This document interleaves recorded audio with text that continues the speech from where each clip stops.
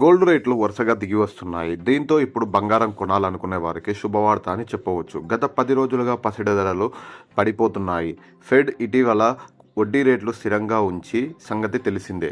సాధారణంగా ఫెడ్ వడ్డీ రేట్లు పెంచితే సమయంలో US dollar bonds yield demand పెరిగే సమయంలో బంగారం రేటు కూడా తగ్గుతుందంటుంటారు.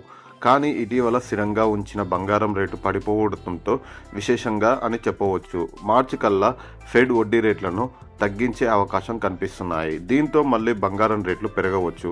ఇప్పుడు అంతర్జాతీయ దేశీయ మార్కెట్లో బంగారం రేట్లు ఏ విధంగా ఉన్నాయో చూద్దాం. అంతర్జాతీయ మార్కెట్లో నేపథ్యంలో దేశీయంగా కూడా మార్కెట్ ధోరణి కూడా అదే విధంగా కనిపిస్తుంది. తాజాగా బంగారం రేటు, వెండి రేట్లు తగ్గాయి. హైదరాబాద్లో ప్రస్తుతం 22 క్యారెట్ల తగ్గిన తులం బంగారం 57,690కి చేరింది. మరోవైపు 24 క్యారెట్ల పుత్తడి 62,940 వద్ద ఉంది. గత 10 రోజులుగా తులానికి దాదాపు 600 పైగా పడిపోయింది. ఢిల్లీ మార్కెట్లో బంగారం రేటు కూడా పడిపోయింది. ఇక్కడ తులం 10 రూపాయలు తగ్గి 22 క్యారెట్ల ధర 57,840 వద్ద ఉండగా స్వచ్ఛమైన 24 క్యారెట్ల పుత్తడి ధర 63,090 వద్ద కొనసాగుతుంది. బంగారంతో పాటు సిల్వర్ రేట్లు కూడా తగ్గాయి.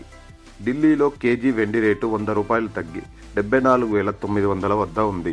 ఇక్కడ 10 రోజులుగా 1,600 తగ్గింది. హైదరాబాద్లో కూడా 100 రూపాయలు తగ్గి ప్రస్తుతం 76,400 వద్ద ఉంది. ఇక గోల్డ్, సిల్వర్ రేట్లు ప్రాంతాన్ని బట్టి మారుతూ ఉంటాయి.